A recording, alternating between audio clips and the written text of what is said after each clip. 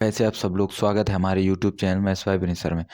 देखिए आज हम एक नया चैप्टर स्टार्ट करेंगे क्लास 12 का त्रिविमीय ज्यामिति। ठीक है, तो फटाफट से सभी बच्चे वीडियो को लाइक करेंगे, चैनल को सब्सक्राइब करेंगे। आज स्टार्ट करते हैं त्रिविमीय ज्यामिति, बहुत ही अच्छी तरीके से समझेंगे, आराम से क्लास को स्टार्ट करते हैं। तो चलिएगा, देखिए त्रिविमीय ज्यामिति क्या होती है, हमारी 3 डायमेंशन ज्योमेट्री होती है जिसमें हमारे पास 3 अक्ष होते हैं। कितने अक्ष होते हैं? 3। ठीक, एक हमारा होता है एक्स अक्ष, एक होता है वाई और तीसरा क्या होता है? जेड। ठीक, इतना आप समझ गए। तो यहाँ से जो हमारा एंगल बनता है इसको हम बोलते हैं अल्फा, इसको बोलते हैं बीटा और इसे हम क्या बोलते हैं? गामा। ठीक, बारी बारी से समझते चलना। चैप्टर आपका कौन सा है? त्रिविमीय ज्यामिति। अच्छे से हम समझेंगे। ठीक, कितने अक्ष होते हैं? 3। एक हमारा एक्स अक्ष होता है, एक वाई और एक जेड अक्ष। ठीक, जो हमारा जेड एक्स होता है, जेड और एक्स मिलता है, वहाँ से कौन सा कोण बनता है? अल्फा। और जो हमारा बाई और एक्स होता है, यहाँ से कौन कोण बनता है? बीटा। ठीक, जो हमारा बाई और एक्स होता है वहाँ से बीटा बनता है, और बाई और जेड होता है वहाँ से कौन सा कोण बनता है? यहाँ से बनता है हमारा गामा। ठीक, गामा। तो चलिए सबसे पहले हम लिखेंगे दिक् कोज्याएं क्या होती हैं, या दिक् अनुपात क्या होता है। ठीक, कोज्या सब लोग डालेंगे, दिक् कोज्या। दिक् कोज्या क्या होती है? देखिए दिक् कोज्या को सामान्यतः हम cos alpha, cos beta, cos gamma से लिखते हैं। दिक् कोज्या को यहाँ लिखते हैं हम। ठीक, दिक् कोज्या को क्रमशः कॉस अल्फा, कॉस बीटा और कॉस गामा से लिखते हैं। ठीक, ये हमारी क्या है? दिक् कोज्याएं, यानी जिनको हम cos alpha, cos beta, cos gamma से लिखते हैं। ठीक है, वीडियो अच्छा लगे तो वीडियो को लाइक करेंगे, चैनल को सब्सक्राइब करेंगे। ये आपका बहुत ही बेसिक से स्टार्ट कर रहे हैं, बिल्कुल आपको जीरो लेवल से। ठीक है, आपको अच्छे से समझना है। ठीक है, आपको डेली एक वीडियो मिलता रहेगा। सभी लोग भाई वीडियो को सपोर्ट जरूर करेंगे। तो देखिए हमने क्या लिखा? Cos alpha, cos beta, cos gamma. ठीक, इनको हम किस प्रकार से लिखते हैं? मान लीजिए एल बराबर हम लिखते हैं कॉस अल्फा। ठीक, ध्यान रखना। और एम बराबर लिखते हैं कॉस बीटा, और एन बराबर क्या लिखते हैं? Cos gamma.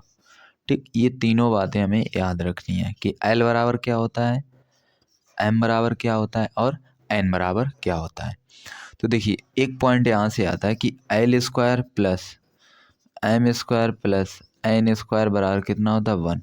इस बात को भी हम याद रखेंगे। ठीक, तो हमारे समझ गए दिक् कोज्या क्या होती है? Cos alpha, cos beta, cos gamma, यानी एक्स वाई जेड के साथ जो कोण बनते हैं उन्हें हम क्या बोलते हैं? दिक् कोज्या। ठीक, जो एंगल बनता है उन्हें हम क्या बोलते हैं? दिक् कोज्या।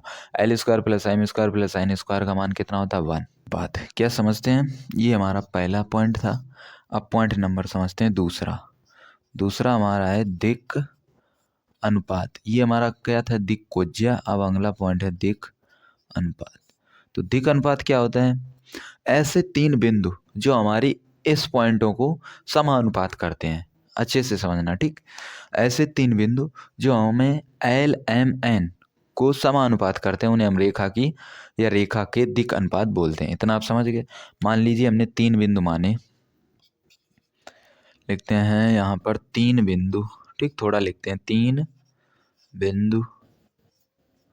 3 बिंदु मान लीजिए ए कॉमा बी कॉमा सी है। ठीक, जो इस रेखा के समानुपाती हैं, यानी कितना हम मानते हैं? मान लीजिए एल बटे ए बराबर एम बटे बी और एन बटे सी, ये हमने मान लिया।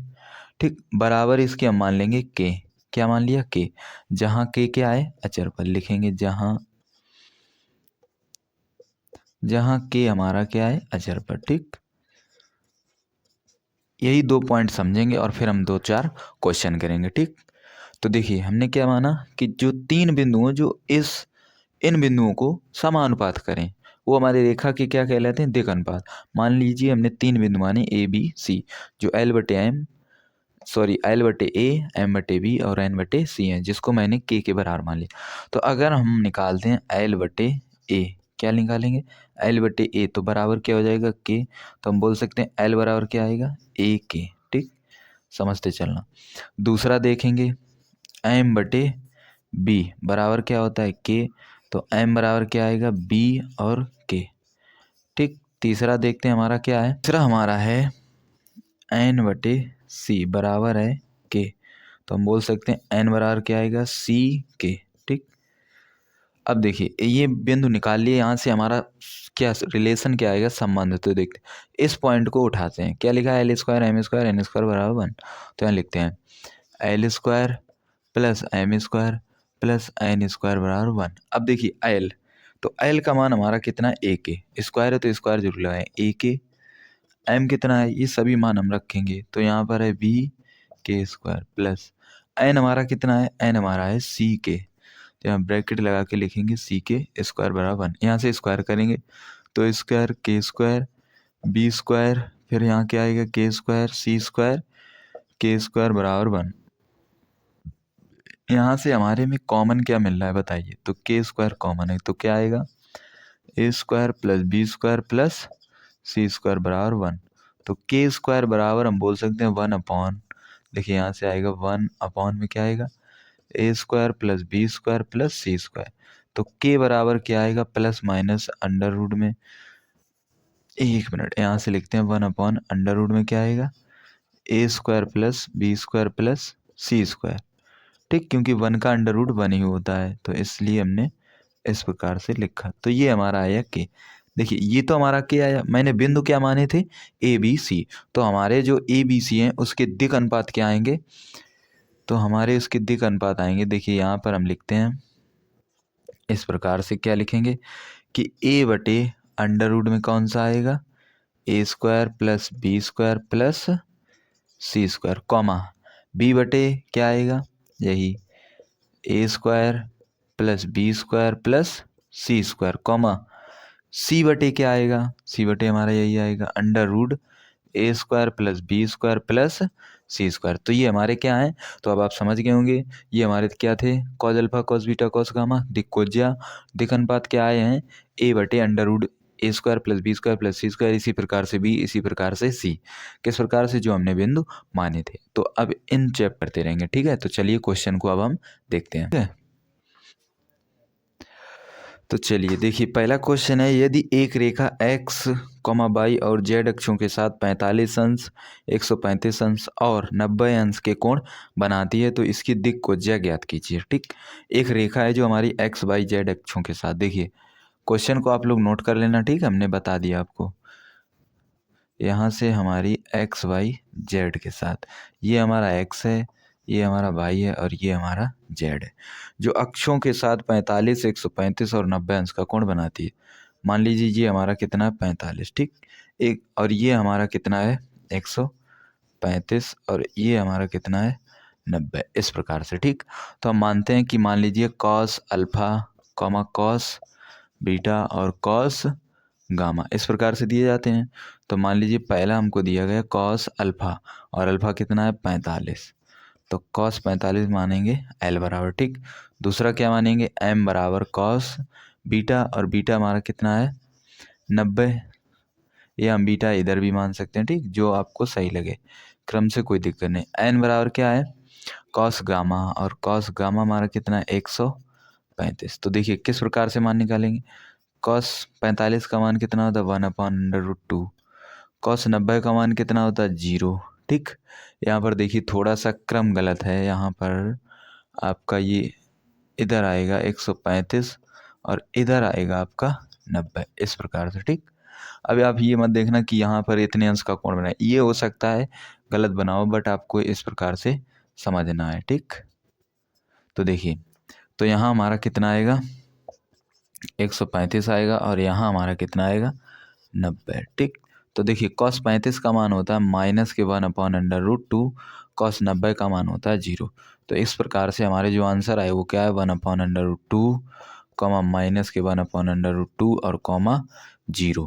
ठीक, तो ये हमारे क्या है दिक्कोज्या। दूसरा क्वेश्चन हमारा है, क्या कोई रेखा x, y, z अक्षों के साथ क्रमशः 45, 60, 120 कोण बना सकती है, तो बिल्कुल बना सकती है। ठीक, पहले 45 बनाएगी, फिर 60 बनाएगी, फिर 120 बनाएगी। यहाँ पर पूछेगा क्या कोई रेखा, तो इसका जवाब आएगा हाँ। ठीक है, तो दूसरा क्वेश्चन आप कर लेना।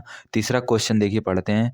उस रेखा की दिक् कोज्या ज्ञात कीजिए जिसके दिक् अनुपात दिए गए हैं। ठीक है, तो इसमें से 3 भाग आपको दिए गए।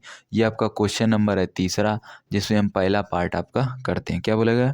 उस रेखा की दिक् कोज्या ज्ञात कीजिए जिसके दिक् अनुपात 1, -2 और -2 दिए गए हैं। दिक् अनुपात दिए गए हैं, आपको क्या निकालनी है? दिक् कोज्या निकालनी है। निकालेंगे तो देखिए, मान लीजिए ये आपका ए है, ये बी है, ये सी है। ठीक, 3 बिंदु आपको दिए गए जो इस रेखा के रेसिप्रोकल हैं, यानी व्युत्क्रम है, या सॉरी समानुपात है। ठीक, प्रपोर्शन है। तो यहाँ से हम किस प्रकार से निकालेंगे? देखिए, सबसे पहले हम क्या करेंगे, मान लीजिए हमारा लिखा है 1। ठीक, तो रूट में कौन सा लिखेंगे? यही तीनों लिखेंगे, a² प्लस b² और प्लस कितना आएगा देखिएगा, प्लस c²। ठीक, इसके बाद कॉमा लगाएंगे। -2 बटे क्या लिखेंगे? a² यानी 1 प्लस 2 सॉरी b² बोलेंगे तो -2 प्लस c² बोले तो -2, कॉमा यहाँ पर कितना -2। फिर इसके बटे भी यही लिखेंगे, a² प्लस b² और प्लस c², इस प्रकार से। तो ये हमारा हो जाएगा 1/√, कितना आएगा? 1, 2 का वर्ग 4 प्लस 2 का वर्ग 4। देखिए, जब भी सम संख्या ऊपर होगी तो माइनस हमारा खत्म हो जाएगा। यहाँ आएगा -2 बटे में कितना, सेम आएगा a² b² प्लस c², यानी 2 का वर्ग 4, 2 का वर्ग 4, 1 का वर्ग 1, -2, इसमें भी सेम आएगा 1, 2 का वर्ग 4 प्लस 2 का वर्ग 4, यानी हम बोल सकते हैं 1/√, कितना, 4, 4, 8, 1, 9, यानी -2/√9, या -2/√9। तो देखिए, √9 का मतलब कितना होता है? 3। यहाँ से वर्गमूल लेंगे 9 का, तो कितना आएगा? 3। यहाँ पर कितना आएगा? यहाँ पर भी 3 आएगा, और यहाँ पर भी कितना आएगा? 3। तो ये हुआ हमारा आंसर। तो इस प्रकार से आप, ये पहला पार्ट था, इसके 2 जो बचे भाग हैं उनको आप कर लेना। चलिए अब हम देखते हैं क्वेश्चन नंबर 4। दिया गया निम्नलिखित बिंदुओं को मिलाने वाली रेखा की दिक् कोज्या ज्ञात कीजिए। आपको बिंदु दिए गए हैं। ठीक है, बिंदु दिया गया, पहला है 2, -1, 3 एंड बी है आपका 3, 1, 1। ये आपको 1 ये आपको दिए गए हैं।